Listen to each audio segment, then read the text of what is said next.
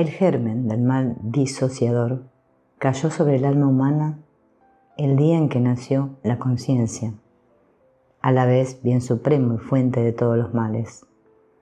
Es difícil juzgar el presente inmediato en que vivimos, pero si nos remontamos en la historia de la enfermedad espiritual de la humanidad, encontramos accesos anteriores que podemos abarcar más fácilmente con la mirada.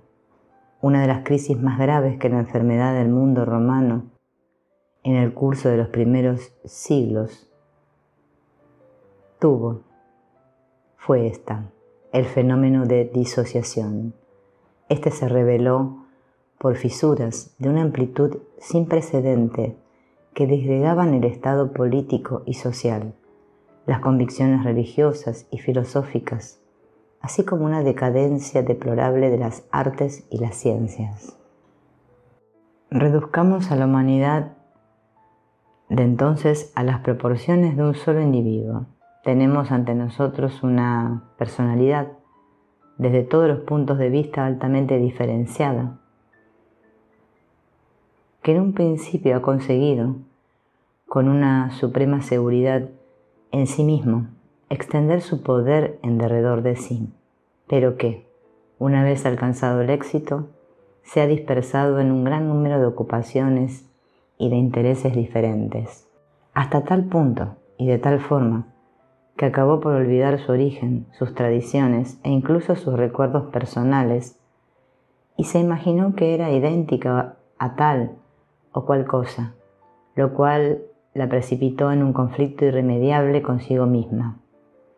Este conflicto ocasionó finalmente tal estado de debilidad que el mundo circundante, al que anteriormente había yugulado, hizo en ella una irrupción devastadora que apresuró el proceso de descomposición. El estudio de la naturaleza del alma, al que me he consagrado durante varios decenios, me ha impuesto, como a otros investigadores, el principio de no considerar jamás un hecho psíquico bajo un solo aspecto, sino tener siempre en cuenta también su aspecto contrario, pues la experiencia, poco y por poco, basta que sea, demuestra que las cosas tienen por lo menos dos caras, y a menudo más.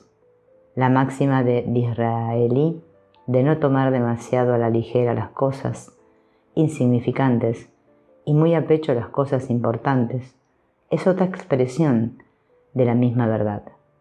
Una tercera versión de ella nos las proporcionaría la hipótesis de que toda manifestación psíquica está compensada interiormente por su contrario, o para recurrir a los proverbios de que los extremos se tocan y de que no hay mal que por bien no venga. Así, toda enfermedad que disocia un mundo constituye al mismo tiempo un proceso de curación. En otros términos, es como el punto culminante de una gestación que anuncia los dolores del parto. Un periodo de agotamiento como el del Imperium Romanum es a la vez un periodo de alumbramiento. No es casual que contemos nuestra era a partir del siglo de César, pues fue entonces cuando se produjo el nacimiento del personaje simbólico de Cristo, venerado por los primeros cristianos como pez, es decir, como soberano del mes mundial de los peces, y que se convirtió en el espíritu dirigente de una era de 2000 años. Por así decirlo, salió del mar, como el legendario profeta babilónico Oanes, quien también apareció en el momento en que la noche originaria, henchida, estalló engendrando una época del mundo. Es cierto que Cristo dijo: «No he venido para traeros la paz, sino la guerra». Pero lo que disocia también engendra lazos. Por eso su enseñanza fue la del amor universal. Nuestro retroceso en el tiempo nos concede el privilegio de poder contemplar esta imagen histórica con toda la claridad deseable. pero si hubiéramos sido contemporáneos suyos, con toda probabilidad hubiésemos figurado en el número de los que no se dieron cuenta de nada, pues solo un pequeño número de desconocidos tuvo entonces conciencia del Evangelio, de la Buena Nueva, mientras la humanidad tenía su atención ganada por la política, las cuestiones económicas y el deporte. Las esferas religiosas y filosóficas se esforzaban por asimilar los tesoros del espíritu, que, procedentes del cercano Oriente recién conquistado, afluían al mundo romano. Solo algunos prestaron atención a la semilla que debía engendrar el gran árbol. La filosofía clásica china conoce dos principios universales contradictorios. Yang, lo claro, y Yin, lo oscuro. Afirma que cuando uno de los principios llega a la culminación de su potencia, el principio contradictorio germina y brota de su seno. Es esta una expresión particularmente metafórica del principio psicológico de la compensación, nacida de la antinomia interior.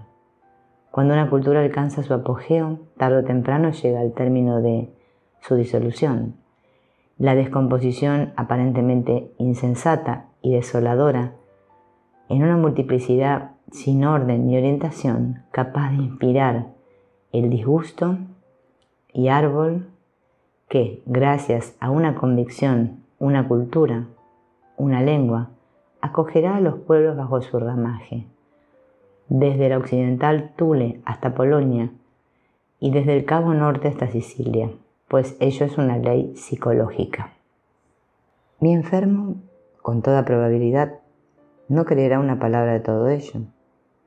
Por lo menos exige experimentarlo él mismo, y es aquí donde comienzan las dificultades, pues el elemento compensador, la promesa de renovación, brota siempre, como de un modo intencionado, allí donde menos se le supone, allí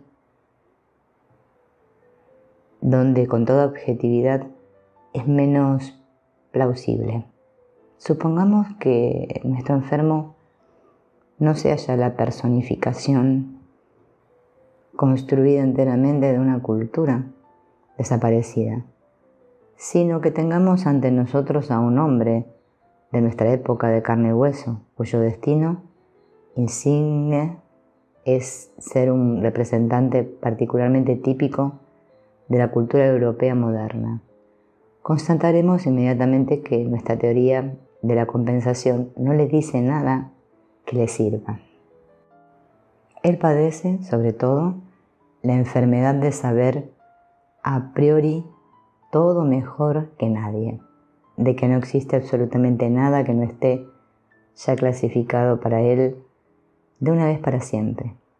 En cuanto a su alma, es, en lo esencial, su propio descubrimiento, su libre albedrío hecho ley, obedeciendo exclusivamente a su razón. Sin embargo, cuando se excita, cuando por ejemplo padece síntomas psíquicos, estados de ansiedad, obsesiones, etc., se trata, y no puede tratarse de otra cosa, de enfermedades clínicamente constatables, con nombres perfectamente científicos y verosímiles. Lo psíquico, en tanto que experiencia íntima, original e irreductible, es para él letra muerta y no comprende ni la primera palabra de lo que le digo, aun cuando se imagina comprenderlo.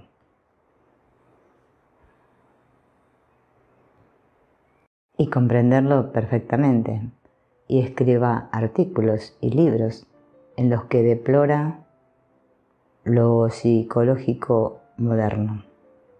Es inútil para cualquiera que sea pretender atacar este estado de ánimo de frente, atrincherado tras murallas inviolables de libros, de periódicos, de opiniones, de instituciones y de profesiones. Entonces, ¿cómo le va a afectar ese germen de renovación unificador, ínfimo, tan ínfimo en su modestia, que preferiría exhalar el último suspiro? ¿Hacia dónde encaminaremos a nuestro enfermo para darle una luz, un presentimiento de algo distinto, capaz de contrapesar su mundo trivial que le tiene ensordecido. Debemos a menudo, con largos rodeos, conducirle a un lugar de su alma oscuro, ridículo, fútil, aparentemente desprovisto de toda trascendencia, de todo valor, llevarle por una vía olvidada mucho tiempo atrás hasta una ilusión.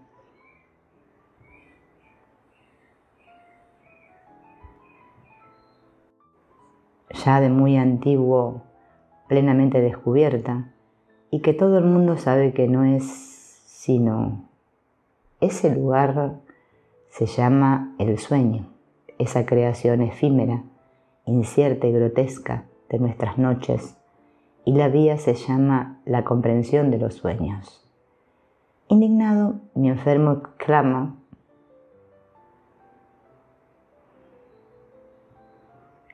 con Fausto, me molesta toda esta estúpida hechicería. ¿Y tú me prometes que voy a curarme en este caos de locuras? ¿Necesito consejos de una vieja? Desgraciado de mí, si no sabes nada mejor. ¿No lo ha probado ya todo? ¿No ha comprobado usted mismo que sus tentativas le devuelven siempre al círculo vicioso de su desorden presente? Tal será mi punto de partida. ¿Dónde bebería entonces una esperanza de renovación si ésta no puede florecer en punto alguno de su mundo? Mefistófeles, en este punto, disimulando mal su satisfacción, murmura aparte: pues entonces hay que apelar a la bruja, desfigurando así, según la manera satánica que le es propia, el viejo y sacrosanto secreto de Polichinela, de que el sueño es una visión interior.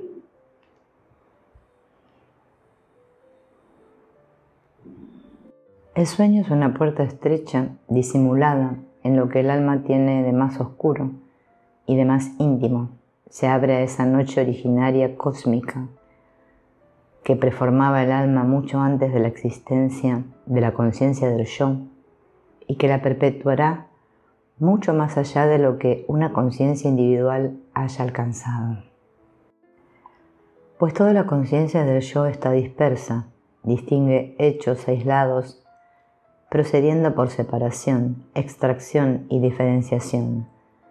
Solo lo que puede entrar en relación con el yo es percibido.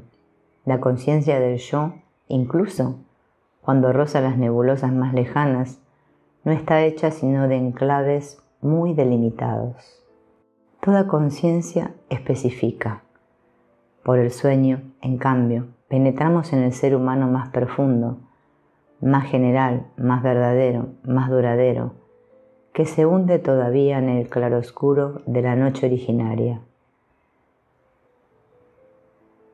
donde era un todo y donde el todo estaba en él, en el seno de la naturaleza indiferenciada e impersonalizada.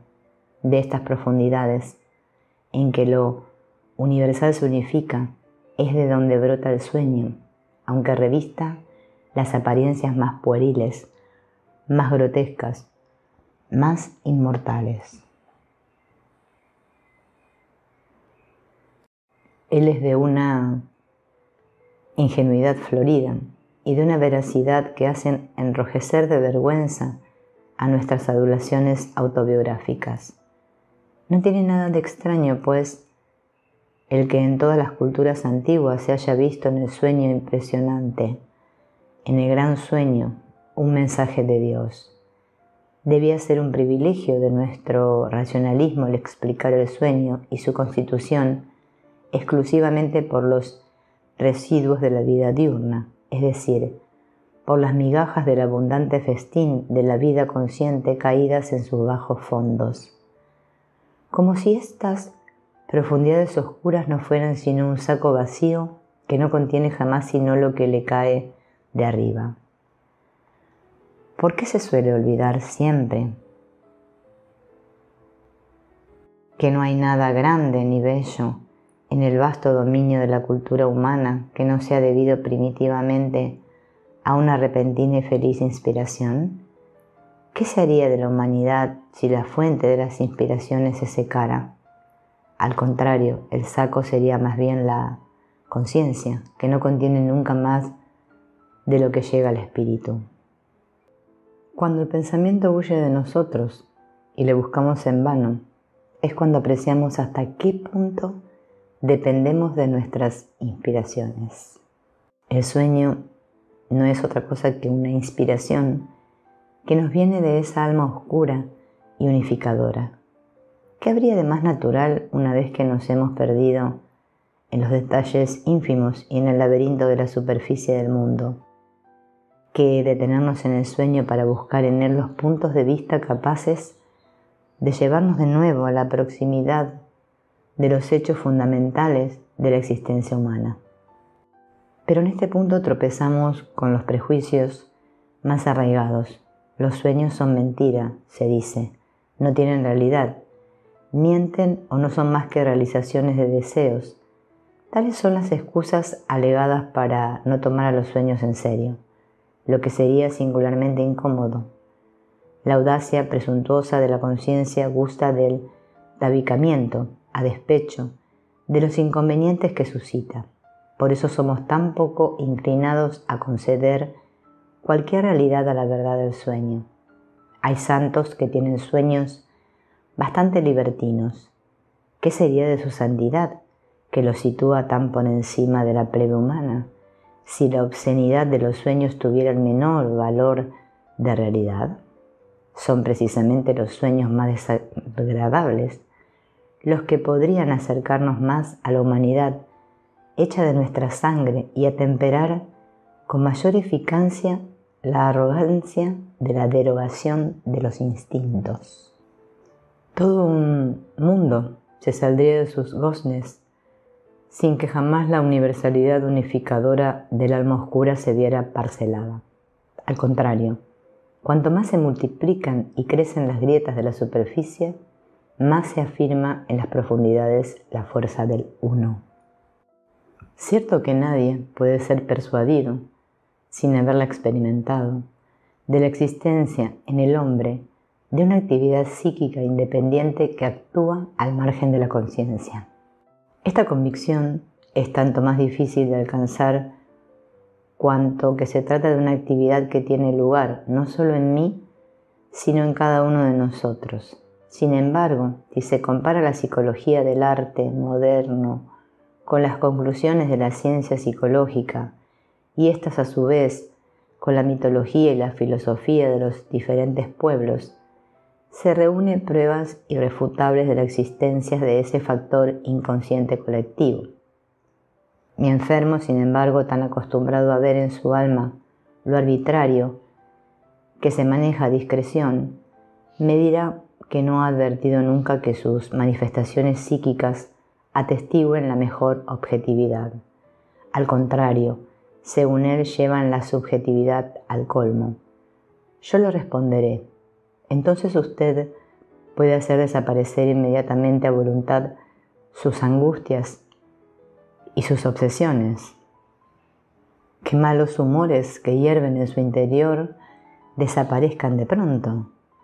Debe bastarle con pronunciar la palabra mágica. Naturalmente, en su ingenuidad de hombre moderno, no ha observado que está completamente poseído por sus estados morbosos, tanto como podía estarlo un poseso en plena Edad Media. La diferencia no es importante. Entonces se hablaba del diablo, hoy se llama neurosis, pero la cosa es la misma. Es siempre esa experiencia tan vieja como Adán y Eva, un dato psíquico objetivo, extraño, insuperable, ha penetrado como un bloque inconmovible en el seno de nuestro dominio arbitrario. Nos ocurre la misma desventura que al proctofantasmista en el Fausto. ¿Seguís estando ahí? Vamos, es inaudito. Desapareced ya. Ya hemos alumbrado. A ese montón de diablos no les importan las reglas, por sensatos que seamos, siempre duendes en el castillo. Si nuestro enfermo es asequible a esta lógica, se ha dado un gran paso adelante. la vía que lleva a la experiencia íntima del alma está libre, pero todavía no es practicable, pues surge ahora un nuevo prejuicio. Suponiendo que se haga la experiencia de una potencia psíquica refractaria a nuestro buen placer arbitrario de un elemento llamado psiquismo objetivo, no hay que ver todavía en ello más que un dato puramente psicológico, de una insuficiencia por completo humana, indeterminable y desordenada. Es inaudito ver hasta qué punto los hombres se aferran a sus propias palabras. Siempre se imaginan que detrás de cada una de ellas se oculta una realidad. Como si se hubiera asestado un duro golpe el diablo por haberle llamado ahora neurosis. Esta confianza pueril y conmovedora es todavía una supervivencia de los buenos viejos tiempos en que se operaba con gran apoyo de fórmulas mágicas. Lo que actúa bajo el nombre de diablo o de neurosis no es en absoluto influido por el nombre que se le aplica, pues no sabemos lo que es la psique. Al inconsciente le llamamos así porque lo que él es no es inconsciente, nos es inconsciente. Claro, sabemos tan poco de lo que es la psique como el físico lo que es la materia. Sobre este tema no hay más que teorías, es decir, representaciones en una palabra, imágenes. Durante un tiempo se las supone conforme con lo que representan, pero luego sobreviene un nuevo descubrimiento que derriba la concepción anterior. La materia se ve afectada por ello o disminuida su realidad. No sabemos en absoluto con qué nos enfrentamos al tropezar con ese factor singular de perturbación al que designamos científicamente con el nombre de inconsciente o de psiquismo objetivo. Se ha querido ver en él, con una apariencia de justificación, instinto sexual o voluntad de poder. Esto es dejar aparte la significación específica de la cosa, pues ¿qué es lo que hay detrás de estos instintos que no son desde luego el objeto del mundo, sino solo delimitaciones de la razón? El campo queda abierto para todas las interpretaciones. Se puede concebir también el inconsciente como una manifestación de un instinto vital mismo y relacionar la fuerza creadora y conservadora de la vida con las nociones bergsonianas de impulso vital o de duración creadora. Otro paralelo posible sería la voluntad, según Schopenhauer. Conozco personas que han sentido el poder ajeno en el seno de su propia alma como una manifestación divina, y ello por la excelente razón de que esta vía les ha permitido acceder a la experiencia religiosa y a su comprensión.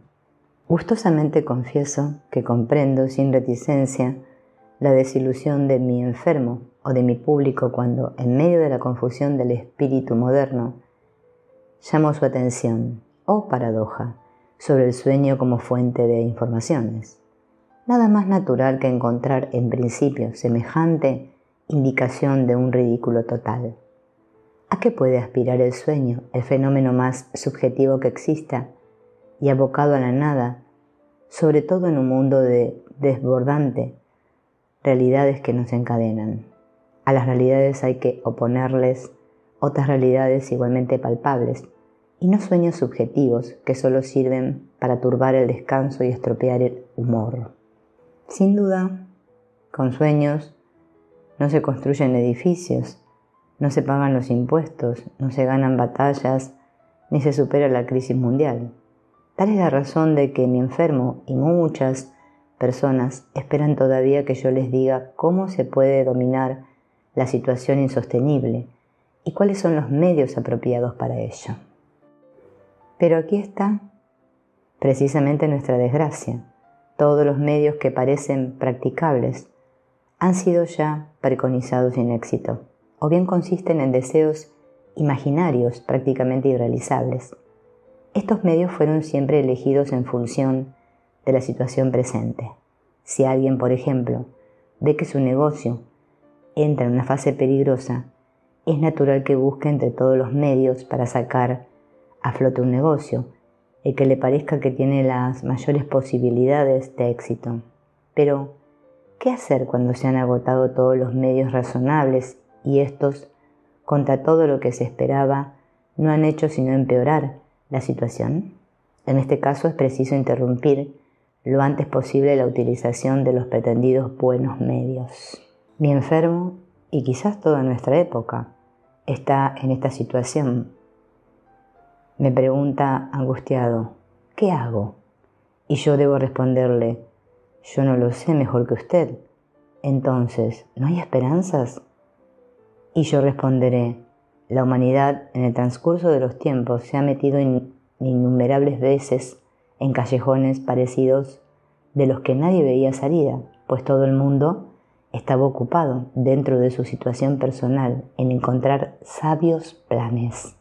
Nadie tenía el valor de confesar que el fracaso era general, y sin embargo, de pronto, de una forma inesperada, la pesada máquina empezaba de nuevo a funcionar, de suerte que es siempre la misma vieja humanidad la que continúa existiendo a pesar de sus transformaciones. Cuando consideramos la historia de la humanidad, solo distinguimos la capa más superficial de los acontecimientos, enturbiada además por el espejo deformante de la tradición. Lo que ha ocurrido en el fondo escapa incluso a la mirada más escrutadora del historiador, pues la propia marcha de la historia está profundamente oculta, al ser vivida por todos y estar enmascarada a la mirada de cada cual. Está hecha de vida psíquica y de experiencias privadas y subjetivas en grado máximo. Las guerras, las dinastías, las transformaciones sociales, las conquistas y las religiones no son sino los síntomas más superficiales de una actitud espiritual fundamental y secreta del individuo, actitud de la que él mismo no tiene conciencia, y que luego escapa al historiador. Quizá son los creadores de religiones los más reveladores en este sentido. Los grandes acontecimientos de la historia del mundo son, en el fondo, de una profunda insignificancia. En último análisis, solo la vida subjetiva del individuo es esencial.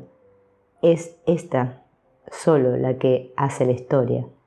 Es en ella donde se producen primero todas las grandes transformaciones.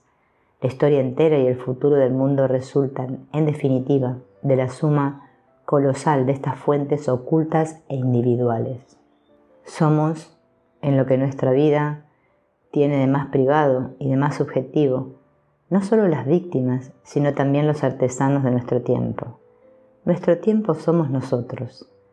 Cuando yo aconsejo a mi enfermo, preste atención a sus sueños, es como si le dijera, vuelva a lo que hay de más subjetivo en usted, a la fuente de su existencia y de su vida, a ese punto en el que usted participa sin saberlo en la historia del mundo. El obstáculo de apariencia insuperable con el que usted choca debe ser, en efecto, una dificultad insoluble para que usted continúe consumiéndose en busca de remedios cuya ineficacia está demostrada de antemano. Sus sueños son la expresión de su naturaleza subjetiva. Por eso pueden revelarle el fallo de una actitud que le ha conducido a un callejón sin salida. En efecto, los sueños son productos del alma inconsciente, son espontáneos, sin predeterminación, sustraídos a la arbitrariedad de la conciencia. Son pura naturaleza y por tanto de una verdad natural y sin disfraz. Esta es la razón de que gocen de un privilegio sin igual para restituirnos una actitud conforme con la naturaleza fundamental del hombre. Si nuestra conciencia se ha alejado de su base y se ha quedado atascada en algún atolladero o en alguna imposibilidad. Meditar sobre los propios sueños es volver a uno mismo. En el curso de estas reflexiones, la conciencia del yo no medita solo sobre ella, se detiene en los datos objetivos del sueño, como sobre una comunicación o un mensaje procedente del alma inconsciente y única de la humanidad. Se medita sobre el sí mismo y no sobre el yo, sobre ese sí mismo extraño que nos es esencial, que constituye nuestro pedestal y que en el pasado engendró el yo, se nos ha vuelto extraño, pues nos lo hemos alienado al seguir la rutina de nuestra conciencia. Si se admite, generalizando, la idea de que los sueños no son invenciones de nuestra arbitrariedad, sino un producto natural de la actividad inconsciente del alma, los sueños reales no desautorizarán tampoco el deseo de ver en ellos un mensaje de alcance desconocido para nosotros. La interpretación de los sueños es una de las disciplinas de la hechicería y forma parte como tal de las artes malditas perseguidas por la Iglesia. Aunque nosotros, hombres del siglo XX, tengamos a este respecto una mayor libertad de espíritu, la idea de interpretar los sueños sigue estando tan censurada por el prejuicio histórico que tropezamos con ciertas dificultades para familiarizarnos con ella. ¿Existe, por lo demás, tendremos que preguntarnos, un método de interpretación en el que se pueda confiar? ¿Podemos abandonarnos a las primeras especulaciones que se nos ocurran? Comparto sin reservas estos escrúpulos y estoy convencido incluso de que no existe ningún método de interpretación terminantemente puesto a prueba. Por otra parte, no hay certeza absoluta en la interpretación de los hechos naturales, sino dentro de unos límites muy estrechos, a saber, en la medida en que las conclusiones no superen a las premisas, es decir, en que no se encuentren las cosas más de lo que se ha introducido en ellas. Toda nuestra interpretación de la naturaleza es temeraria. Los métodos no se desarrollan sino mucho tiempo después del trabajo de los pioneros. Como es sabido, Freud escribió un libro sobre la interpretación de los sueños, pero su trabajo pone de relieve lo que acabamos de decir. Jamás aclara sino aquello que, según sus teorías, es susceptible de figurar en el sueño. Esta concepción no está naturalmente en ningún aspecto a la altura de la libertad exuberante de la vida onírica y por consiguiente oscurece más que aclara el sentido del sueño.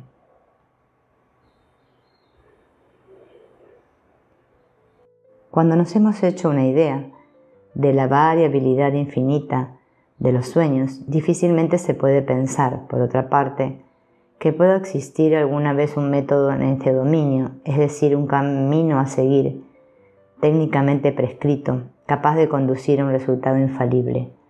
Por lo demás, no es malo que falte este método, pues si existiera, perjudicaría el sentido del sueño, limitado a priori.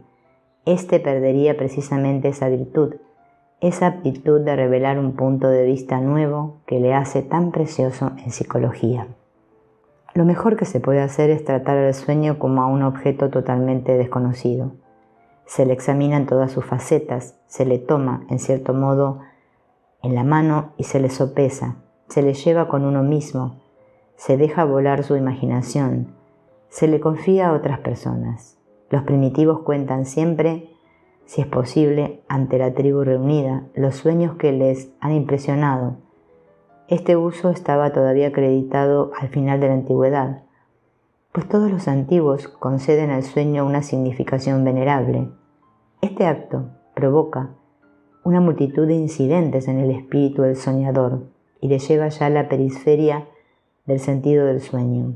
El descubrimiento de tal sentido es, si así puede decirse, algo esencialmente arbitrario, pues es aquí, en su desciframiento, donde comienza la temeridad. Según su experiencia propia, su temperamento y su gusto, se asignará al sentido del sueño fronteras más o menos amplias. Algunos se contentarán con poco, para otros nada será suficiente. También el sentido, es decir, el resultado de la interpretación del sueño, dependerá en grado elevado de la intención del exegeta, de su previsión o de sus exigencias. La significación encontrada estará siempre involuntariamente orientada según ciertas premisas de la honradez y de la conciencia empleadas por el investigador en la interpretación del sueño. Dependerán la posible ganancia que puede obtener de ella o el encadenamiento más profundo todavía a los errores que comete. Por lo que se refiere a las premisas, podemos basarnos con certeza en el hecho de que el sueño no es una invención ociosa de la conciencia, sino una aparición natural y espontánea. Este hecho no sería alterado en nada si se confirmase después que al pasar de la conciencia, los sueños sufren ciertas transformaciones. Si tales transformaciones se producen, son tan rápidas y tan automáticas que apenas si son perceptibles. Tenemos pues toda la libertad para considerarlas como dependientes de la función natural del sueño. Con igual certeza, podemos suponer que los sueños emanan esencialmente de nuestra naturaleza inconsciente, son por lo menos síntomas de ella, que permiten, por inferencia, presentir su compleción. Por ello, los sueños son los instrumentos más adecuados para el estudio de la esencia misma del hombre. Es preciso guardarse en el transcurso del trabajo de interpretación de un fárrago de prejuicios y de supersticiones, ante todo, de la idea de que las personas presentadas por el sueño solo encarnan a esas mismas personas en la vida real. Pues no hay que olvidar jamás que se sueña, ante todo, y casi exclusivamente sobre uno mismo y a través de uno mismo. Hay, para las excepciones, ciertas normas precisas que no me interesa citar aquí. Si aceptamos esta verdad, enseguida se nos presentan problemas de gran interés. Recuerdo dos casos especialmente instructivos. En el primero, el sujeto soñaba con un vagabundo borracho, tumbado en plena calle. En el otro, con una prostituta borracha que se revolcaba en un basurero. El primer caso era el de un teólogo, el segundo el de una dama distinguida de la alta sociedad, y ambos se rebelaban y ofendían ante la idea de que se sueña sobre uno mismo y a través de uno mismo. No estaban en absoluto dispuestos a confesárselo. Les aconsejé con benevolencia que se concedieran una hora de meditación y buscaran con aplicación y recogimiento en qué aspecto y de qué forma ellos no valían apenas más que aquel hermano borracho en la calle y aquella hermana prostituta en el basurero. A menudo, un golpe de efecto semejante se desencadena el proceso sutil del conocimiento de sí mismo. El otro, con quien soñamos, no es ni nuestro amigo ni nuestro vecino, es el otro en nosotros, del que decimos con predilección: «Oh Dios, te doy las gracias por no haberme hecho como a ese». Sin duda, el sueño, ese brote de la naturaleza, ignora las intenciones moralizadoras, pero expresa aquí la vieja ley bien conocida, según la cual los árboles no crecen hasta el cielo, sino hunden en el suelo sus poderosas raíces. Si tenemos presente en nuestro espíritu que el inconsciente encierra con profusión todo lo que le falta al consciente, y por tanto que el inconsciente tiene una tendencia compensadora, podremos intentar sacar deducciones de un sueño con tal de que no brote de capas psíquicas demasiado profundas.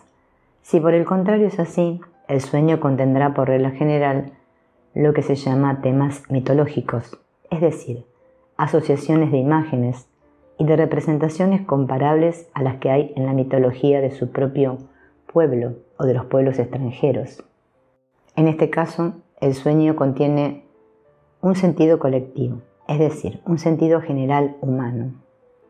Pero esto no está en contradicción con la observación hecha más arriba de que soñamos siempre sobre nosotros mismos y a través del prisma de nuestra individualidad una y única.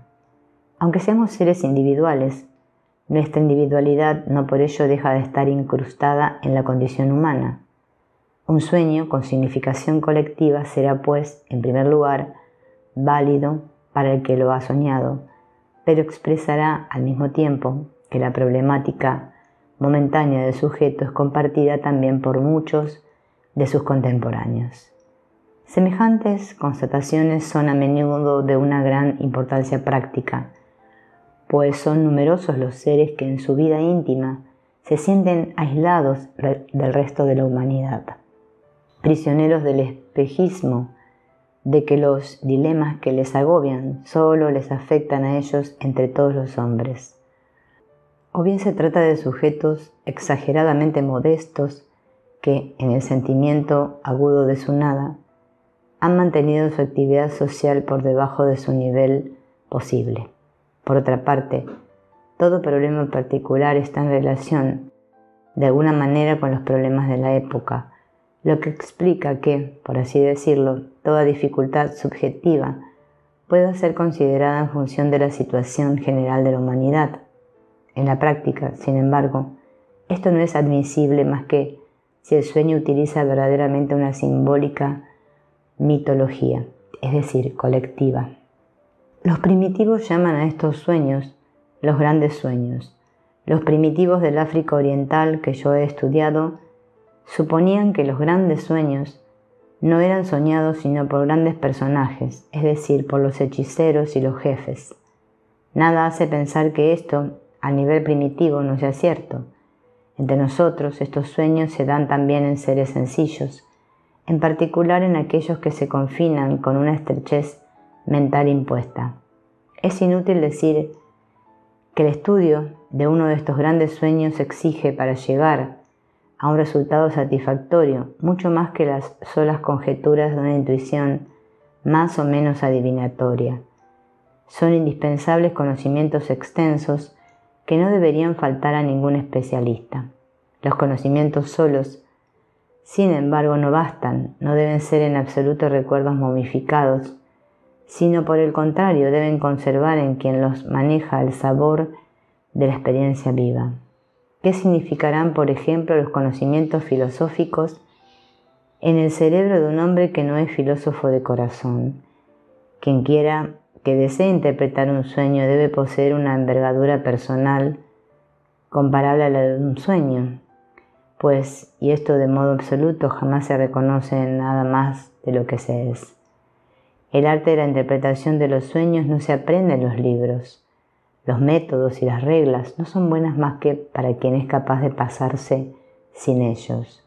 Solo dispone de la facultad real de interpretación quien tiene la gracia del saber y de la comprensión viva, quien, siendo comprensivo, tiene este don graciosamente.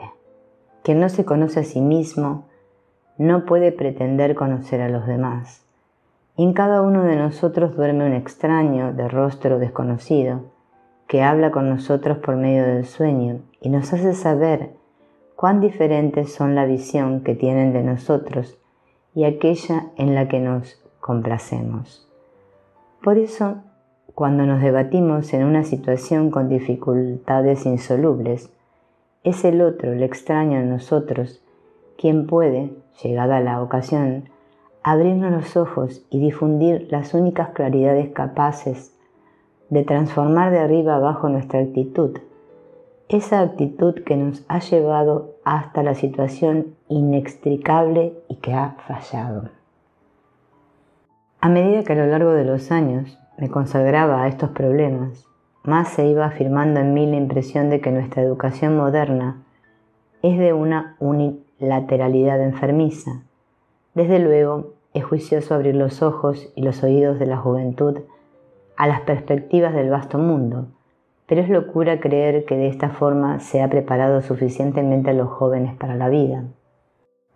Tal educación permite exactamente a los jóvenes una aceptación exterior a las realidades del mundo, pero nadie piensa en una adaptación al sí mismo, a las potencias del alma cuya omnipotencia supera con mucho a todas las grandes potencias que puede ocultar el mundo exterior. Existe aún, es cierto, un sistema de educación, proviene en parte de la antigüedad y en parte de los comienzos de la Edad Media. Se llama Iglesia Cristiana.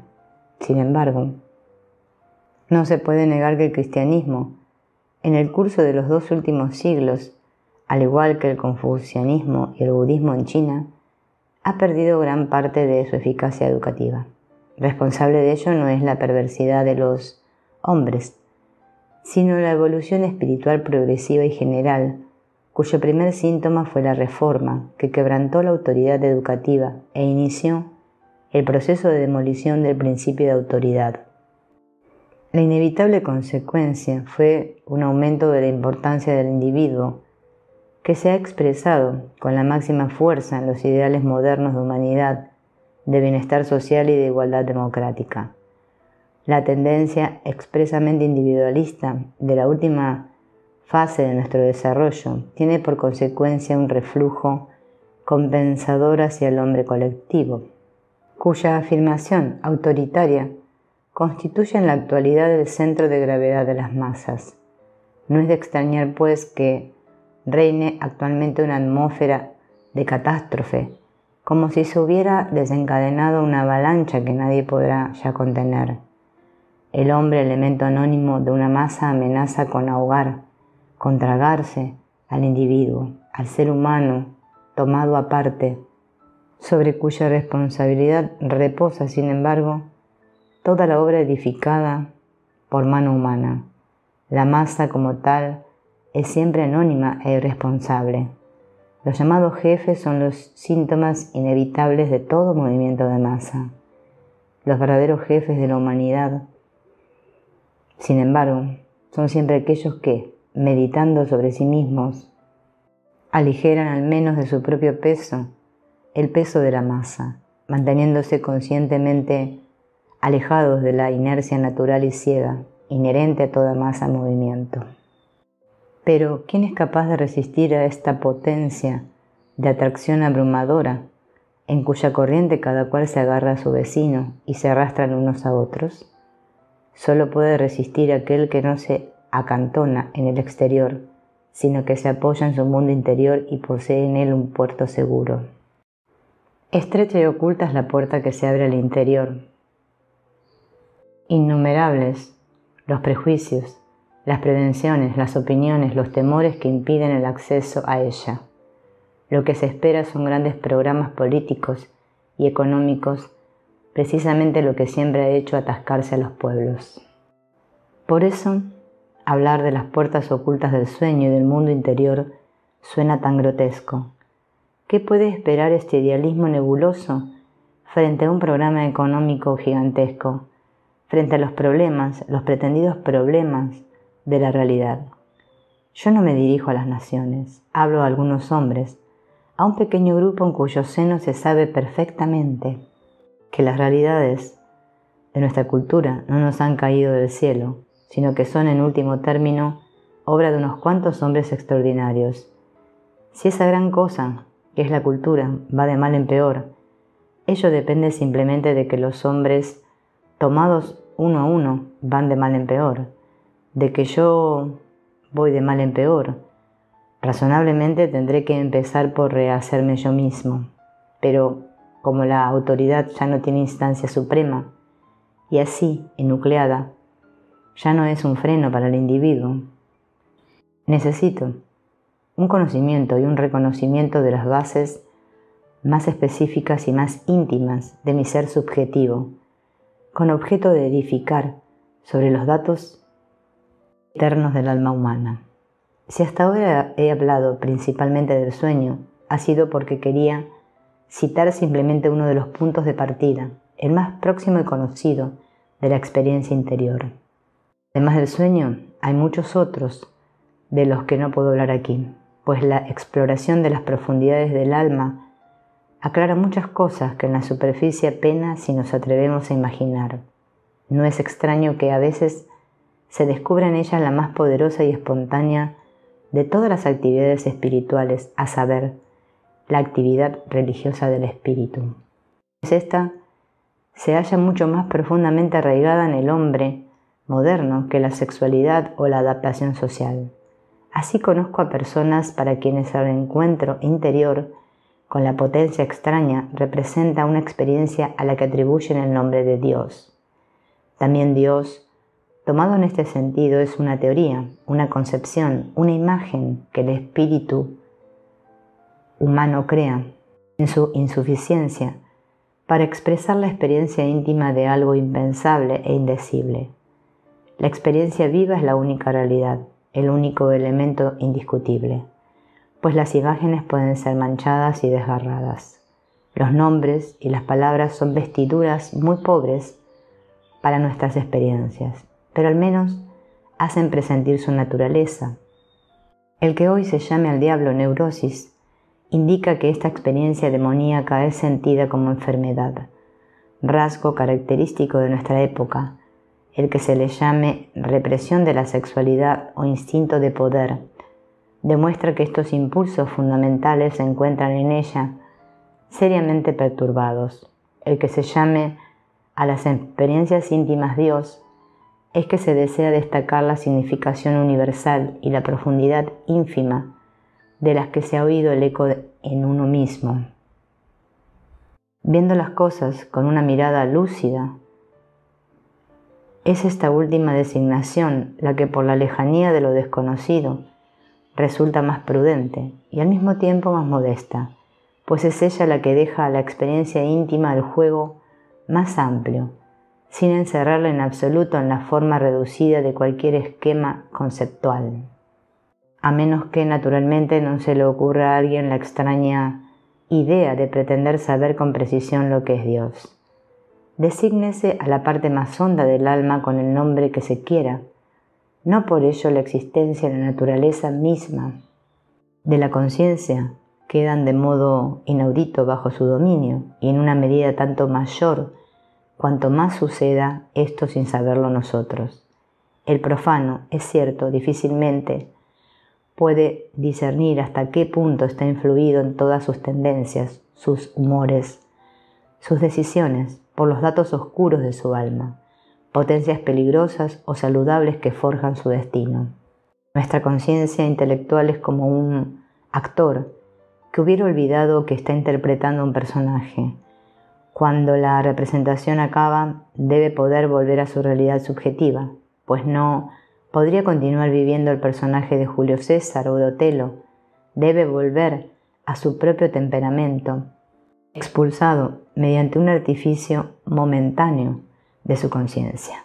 Debe saber de nuevo que no era más que un personaje en un escenario, que se ha representado una obra de Shakespeare, que existe un director de escena y un empresario cuyas opiniones antes y después de la representación determinan la lluvia y el buen tiempo.